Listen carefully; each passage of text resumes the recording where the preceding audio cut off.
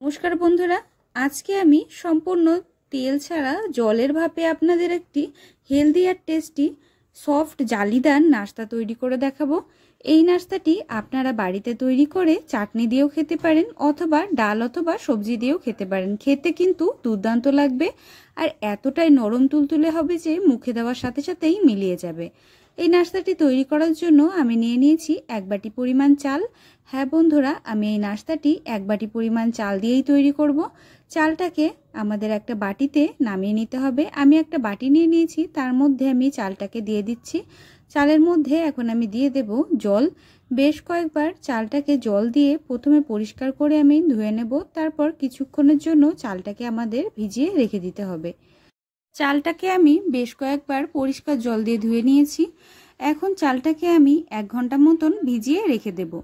দেখুন বন্ধুরা, আমি চালটাকে ভালোভাবে ভিজিয়ে রেখে দিয়েছিলাম কিছুক্ষণের জন্য।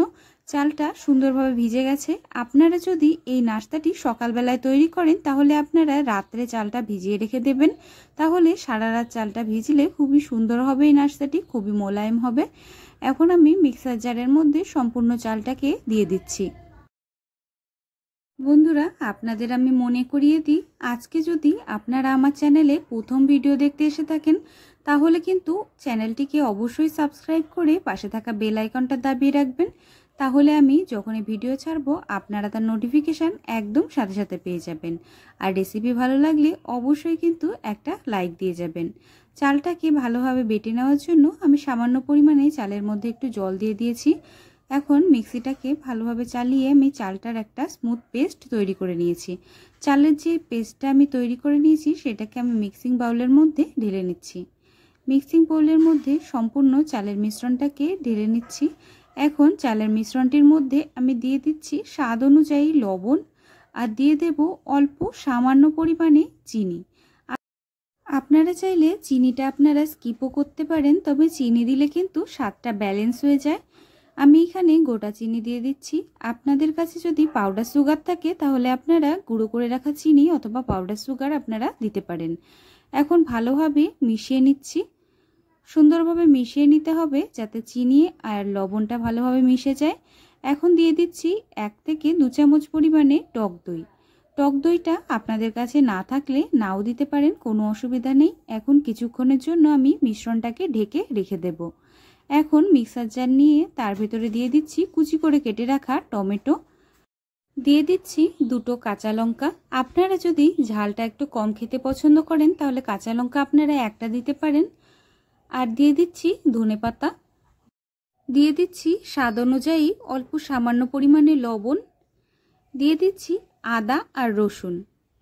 এখন ভালোভাবে একটা মিশ্রণ আমি তৈরি করে নেব। দেখুন বন্ধুরা, আমি মিশ্রণটা তৈরি করে নিয়েছি। এটা আমি কি তৈরি করেছি আপনারা হয়তো অনেকেই বুঝে গেছেন। আমি এটা গ্রিন চাটনি তৈরি করেছি। খেতে কিন্তু দুর্দান্ত লাগে। আমরা যে নাস্তাটি তৈরি করছি তার সাথে এই গ্রিন চাটনিটা হলে খেতে কিন্তু খুবই ভালো লাগে। আপনারা চাইলে এই গ্রিন চাটনিটা তৈরি করে একবার খেয়ে দেখতে পারেন এই নাস্তাটির সাথে। আশা করি আপনাদের সবার খুবই ভালো লাগবে। এখন আমরা যে চালের মিশ্রণটাকে ঢেকে রেখে দিয়েছিলাম সেই চালের মিশ্রণটাকে একবার আমি চামচের সাহায্যে সুন্দরভাবে মিশিয়ে নেব। বন্ধুরা, এই নাস্তাটি কিন্তু খুবই কম সময় খুবই ঝটপট তৈরি হয়ে যায়, তার জন্য আপনাদের আগের থেকে কয়েকটি কাজ করে রেখে দিতে হবে। এখন আমি গ্যাসের উপরে একটা হাঁড়ি চাপিয়ে হাঁড়ির মধ্যে জল দিয়ে দিয়েছি আর ওপর থেকে একটা সুতির রুমাল দিয়ে হাঁড়ির মুখটাকে আটকে দিচ্ছি। হাঁড়ির মুখটাকে সুতির রুমাল দিয়ে ঠিক এইরকমভাবে আপনাদের বেঁধে নিতে হবে। আমি কীরকমভাবে বেঁধে নিচ্ছি আপনারা একবার দেখুন, তাহলেই আপনারা খুবই সহজে এটি করতে পারবেন। আর অবশ্যই আপনারা যখন এই রুমালটি বেঁধে নেবেন তার আগে রুমালটিকে আপনাদের একবার পরিষ্কার জলে সুন্দরভাবে ধুয়ে পরিষ্কার করে নিতে হবে। তারপর ভিজা ভিজা অবস্থায় ভালোভাবে চিপে নিয়ে তারপরেই কিন্তু হাঁড়ির মুখে বেঁধে নিতে হবে। দেখুন বন্ধুরা, এখন মাঝখান থেকে আমি একটুখানি জায়গা করে নিচ্ছি। এখন হাঁড়ির জলটা ভালোভাবে আমাদের বয়েল হওয়া পর্যন্ত রেখে দিতে হবে। আর এখানে আমরা যে চালের মিশ্রণটা তৈরি করেছিলাম তার মধ্যে আমি দিয়ে দিচ্ছি 1 প্যাকেট পরিমাণ ইনো। আপনারা যখন এই নাস্তাটি তৈরি করবেন ঠিক তখনই কিন্তু ইনোটা দেবেন। ইনোটা দেওয়ার পরে ইনোর উপরে সামান্য পরিমাণে একটুখানি আমি জল দিয়ে দিচ্ছি। তারপর চালের মিশ্রণটার সাথে ভালোভাবে আমি চামচের সাহায্যে মিশিয়ে নিচ্ছি। ঠিক এই রকমভাবে আপনাদের তৈরি করে নিতে হবে। দেখুন, ভালোভাবে চামচের সাহায্যে আমি মিশ্রণটাকে মিশিয়ে নিয়েছি, চালের মিশ্রণটাকে। এখন এই মিশ্রণের থেকে অল্প একটু নিয়ে আমরা হাঁড়ির যে জলটা গরম হতে দিয়েছি তার উপরে যে রুমালটা চাপিয়ে দিয়েছিলাম সেই রুমালের উপরে আমি অল্প করে চালের মিশ্রণটা দিয়ে দেব। অল্প সামান্য পরিমাণে চালের মিশ্রণটা দিয়ে দেওয়ার পরে কিছুক্ষণের জন্য আমাদের ঢাকা দিয়ে স্টিম করে নিতে হবে। বেশ কিছুক্ষণ আপনাদের ঢাকা দিয়ে স্টিম করে নিতে হবে। বন্ধুরা, আপনাদের প্রায় 5 মিনিট মতন রেখে দিয়ে ভালোভাবে স্টিম করে নিতে হবে। দেখুন, আমি প্রথম নাস্তাটি তৈরি করে নিয়েছি। কতটা সুন্দরভাবে তৈরি হয়েছে, কতটা নরম সফট আর জালিদার তৈরি হয়েছে আপনারা দেখেই নিশ্চয়ই বুঝতে পারছেন। দেখুন বন্ধুরা, কতটা সুন্দর দেখতে লাগছে আর কতটা সফট হয়েছে আপনারা দেখেই বুঝতে পারছেন। এখন আমি একটা থালার উপরে নাস্তাটিকে নামিয়ে নিচ্ছি আর একই রকমভাবে আমি আরেকটা তৈরি করে নেব। তার জন্য মিশ্রণটা আমি রুমালের উপরে দিয়ে দিয়েছি। রুমালের উপরে চালের মিশ্রণটা দিয়ে বেশ কিছুক্ষণ আবার আমি স্টিম করে নিয়েছি। আরেকটা আমি তৈরি করে নিয়েছি। ঠিক এই রকমভাবেই আমি বাকি নাস্তাগুলো তৈরি করে নেব। এই নাস্তাটি তৈরি একেবারে তেল ছাড়া হয়, তার জন্য এটি অত্যন্ত স্বাস্থ্যকর। আপনারা অবশ্যই এই নাস্তাটি সকালে অথবা সন্ধ্যার দিকে বানিয়ে খেতে পারেন। খেতে কিন্তু খুবই ভালো লাগে। নাস্তাটি আপনারা যে কোনো রকম ডালের সাথে, সবজির সাথে, এমনকি চাটনির সাথেও খেতে পারেন, তাও কিন্তু খুবই ভালো লাগবে।